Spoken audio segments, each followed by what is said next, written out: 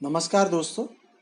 अब आपके सामने प्रस्तुत है मेरे उपन्यास अमू का 12वां भाग।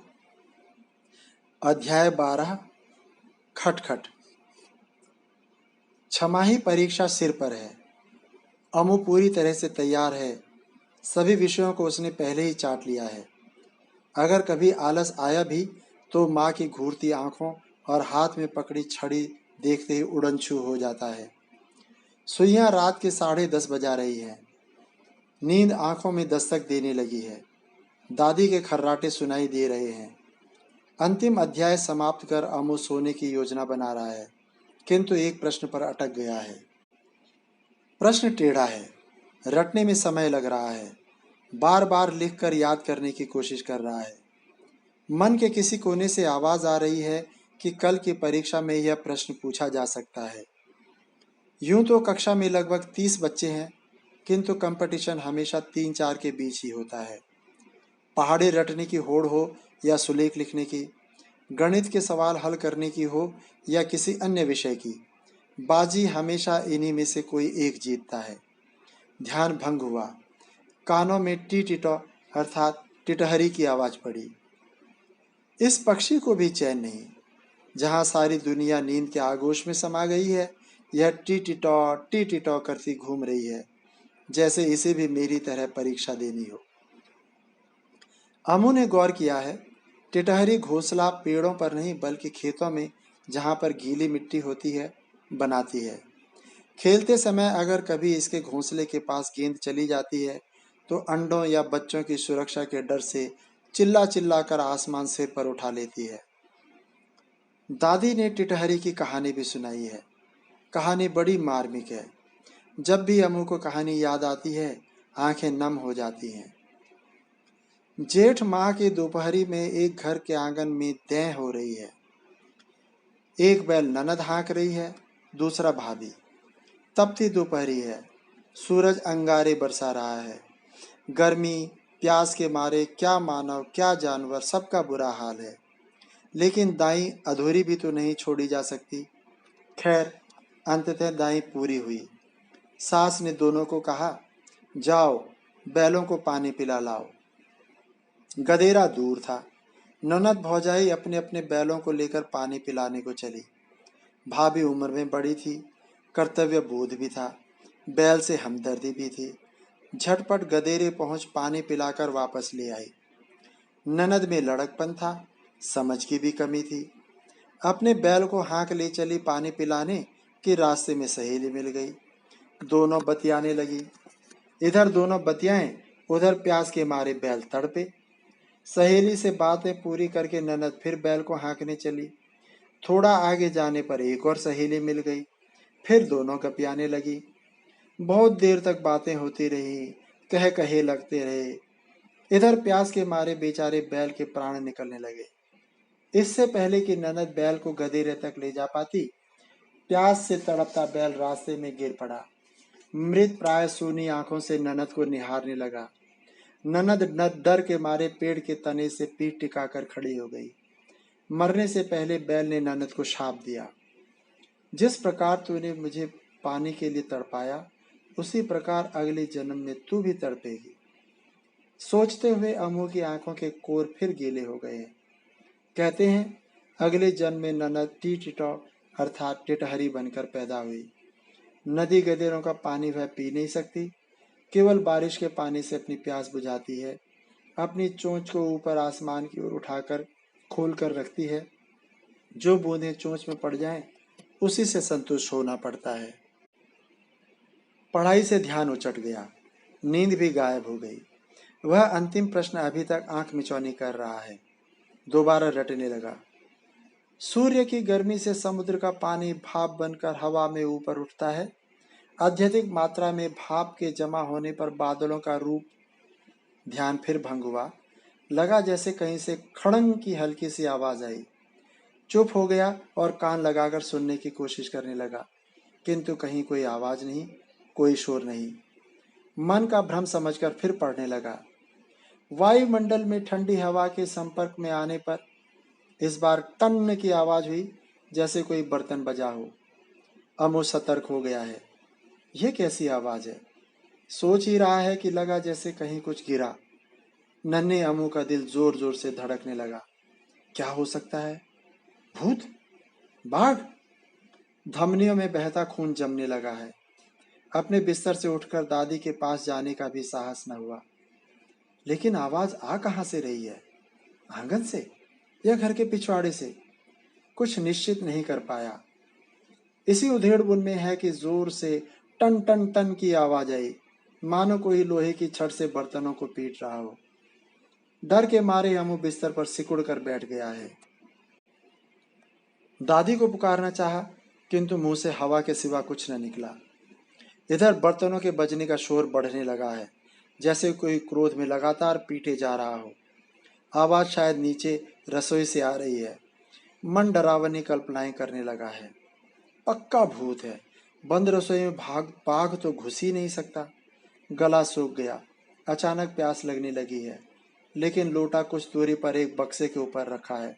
वहां तक कैसे पहुंचे? कहीं पैर नीचे रखे और भूत पैर ही न पकड़ ले। रसोई उसके कमरे के ठीक नीचे है। रोना आ रहा है, लेकिन आंखें रीती हैं, खाली हैं। नीचे से टन टन खट खट की आवाज बदस्तूर आ रही है। दादी ही एकमात्र सहारा थी संकट की इस घड़ी में, लेकिन वह तो खर्राटे ले रही है। अमू को दादी पर गुस्सा आ रहा है। ऐसा भी क्या सोना कि कोई ढोल भी बजाए तो भी आंखें न खुले। इस यातना को सहना अब उसके लिए असह्य हो रहा है। कुछ न कुछ तो करना पड़ेगा, और दादी के अलावा और कोई उसे इस विपत्ति से बचा भी नहीं सकता। अन्यथा आज तो जान। दादी! किसी तरह गले से आवाज निकली, किंतु दादी हरक न फरक। दादी! इस बार आवाज में थोड़ा दम है, किंतु दादी तो जैसे दुनिया जहान की थकी मांदी सो रही है। अब अमू को डर लगने के साथ साथ दादी पर क्रोध भी दुगना हो गया है। किंतु दादी बूढ़ी भी तो हो गई है, और माँ की अनुपस्थिति में घर का सब काम भी करती है।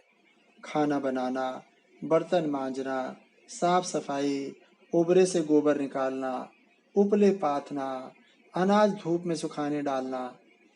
क्या कुछ नहीं है जो दादी नहीं करती है। अब रात्रि का समय सोने का है, तो सो ही तो रही है बेचारी। अमू का अंतर्मन अमू को समझाने का प्रयास कर रहा है। लेकिन ऐसा भी क्या सोना कि मैं पुकार रहा हूं और दादी कान में तेल डाले पड़ी है। जब तक दादी की नींद टूटेगी, मसाण अर्थात भूत मुझे खा चुका होगा। अमू भिनभिना रहा है, और माँ पापा तो ऊपरी तल्ले में सो रहे हैं। उन तक तो ये शोर पहुंच नहीं रहा होगा। अचानक नीचे से छन्न की आवाज आई, जैसे किसी ने ताक पर रखा स्टील का डब्बा फर्श पर पटक दिया हो।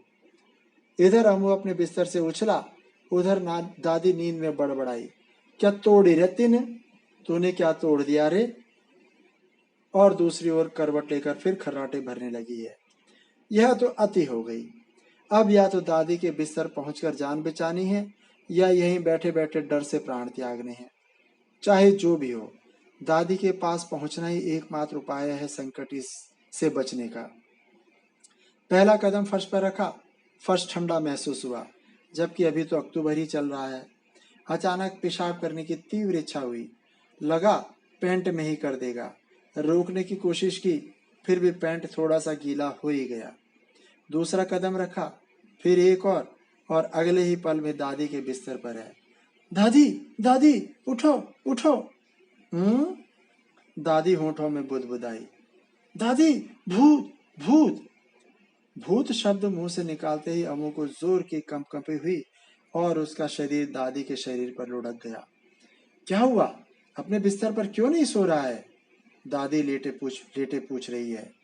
उत्तर में अमू के मुंह से गूं गूं की ही आवाज निकली। दादी ने आंखें खोली।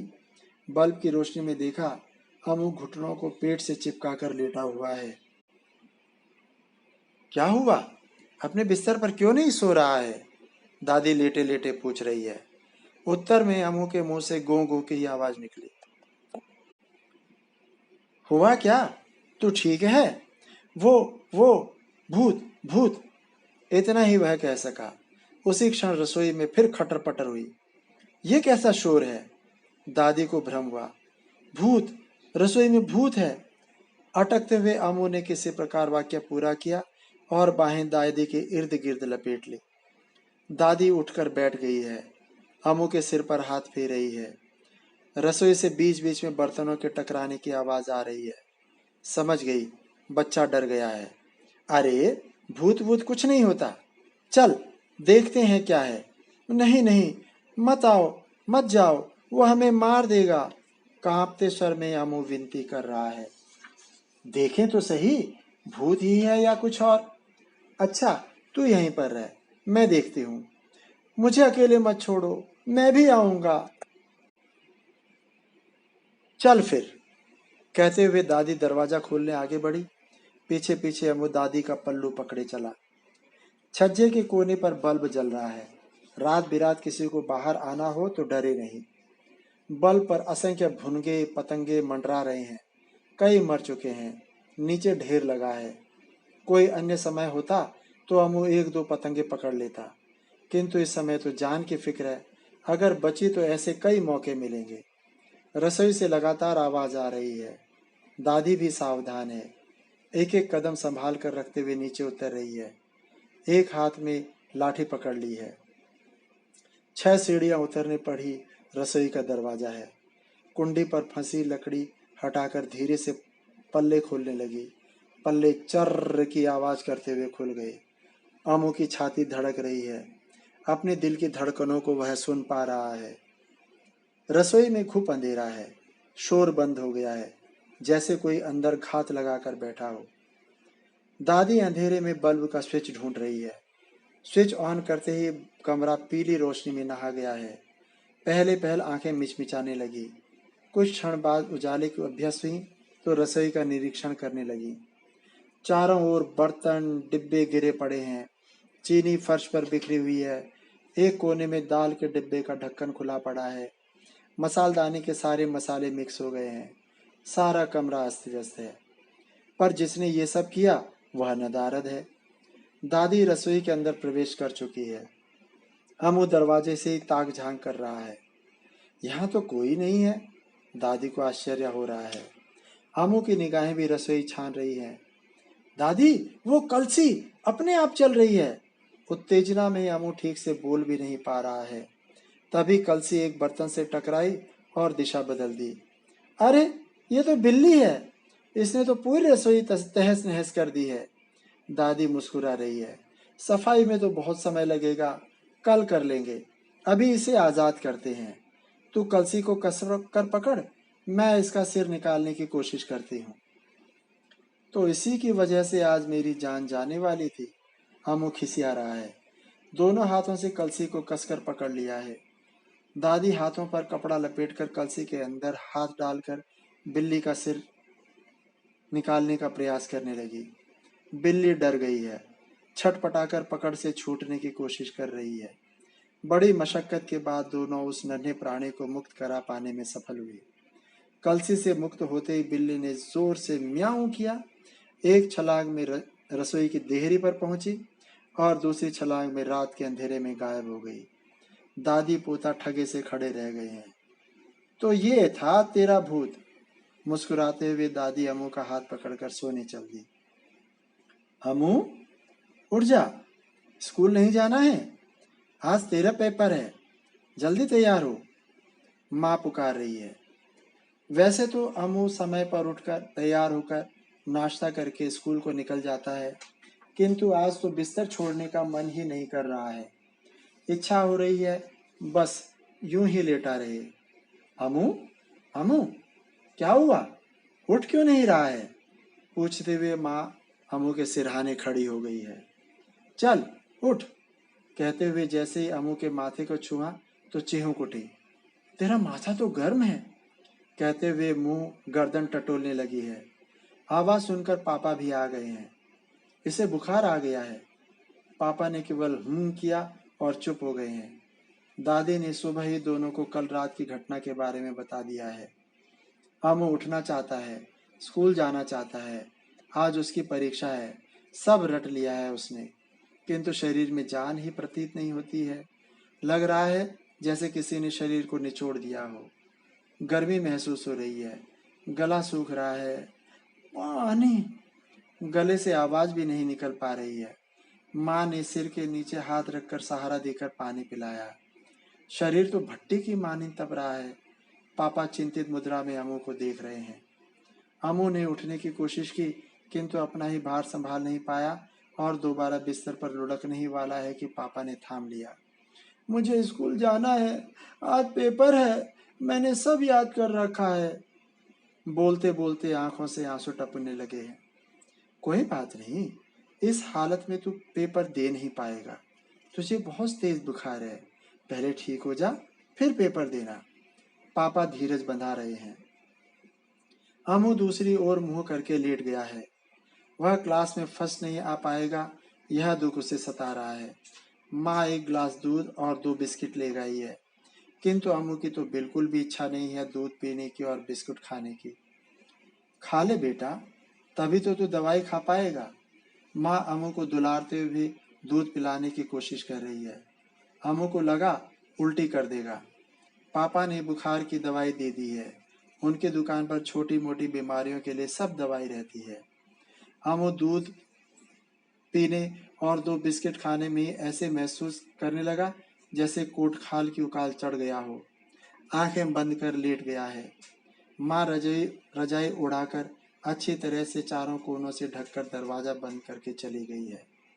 अमू, क्या बेटे, तू ठीक है? क्या हुआ तुझे? तू ठीक है? भक्ति पूछ रहा है। तुझे बुखार कैसे आ गया? कल तक तो तू ठीक था। संजू बीच में बोलने लगा है। अमू खोया खोया उनके चेहरों को ताक रहा है। उसे सूझ नहीं रहा है उसके दोस्त उसके पास कैसे आ गए। कुछ क्षण वह यह भी नहीं समझ पाया कि वह कहाँ पर है। फिर ध्यान आया, उसे बुखार था और इस कारण आज स्कूल नहीं जा पाया। कितना समय हुआ सोए? घड़ी की तरफ देखा, 1 बज रहा है। काफी देर तक सोता रहा। अब ठीक महसूस हो रहा है। लगता है बुखार उतर गया है। उठकर बैठ गया। दोस्त भी जिसे जहाँ जगह मिली बैठ गए हैं। दादी एक प्लेट में मिठाई ले रही है। दादी, अमू को बुखार कैसे आ गया? सभी दोस्त एक साथ पूछने लगे हैं। अमू ने रात में भूत देखा, इसलिए डर के मारे बुखार आ गया। दादी की आंखें शरारत से चमक रही हैं। होठों पर हंसी है। हैं? कैसे? कब? कहाँ देखा भूत? बच्चों को विश्वास नहीं हो रहा है। अमू का मुंह लटक गया है। कल रात की घटना याद आते ही झेंपने लगा है। लेकिन उसका भी क्या दोष? सच्चाई का पता चलने से पहले तो दादी भी डर गई थी। दादी तफसील से बच्चों को कहानी सुना रही है। सभी मुंह बाए, बिना हिले डुले, बिना ची चुपड़ किए, बिना कोई सवाल पूछे कहानी को मानो सुन नहीं बल्कि पी रहे हैं। किंतु कहानी का अंत निकट आते आते सबके चेहरों पर शरारत भरी हंसी झलकने लगी है। बिल्ली के कलसी से आवाज होते ही सीधा बाहर भागने के दृश्य को आंखों के सामने मूर्त रूप में देखने जैसा अनुभव हो रहा है। कहानी खत्म होते ही सभी खी खी करके हंसने लगे हैं। हंसते हंसते कन्नू संतुलन न बना पाने के कारण कुर्सी समेत लुढ़क कर नीचे गिर गया है। अब तो सभी, यहाँ तक कि अम्मू और दादी भी हंसी के मारे दोहरे हुए जा रहे हैं। कमरा उनके ठहाकों से भर गया है। माँ भी दरवाजे पर खड़ी होकर तमाशा देख रही है और अनजाने ही वह भी हंसने लगी है। तो मित्रों, यह था मेरे उपन्यास का 12वां भाग। 11 और 12 दोनों भाग आपके सामने प्रस्तुत हैं। आपको कैसे लगे अपने विचार दीजिएगा, कमेंट सेक्शन में जाके कमेंट कीजिए और अगर अच्छा लगे तो लाइक और शेयर करिए और सब्सक्राइब करिए। तब तक अगले अध्याय तक के लिए नमस्कार, धन्यवाद।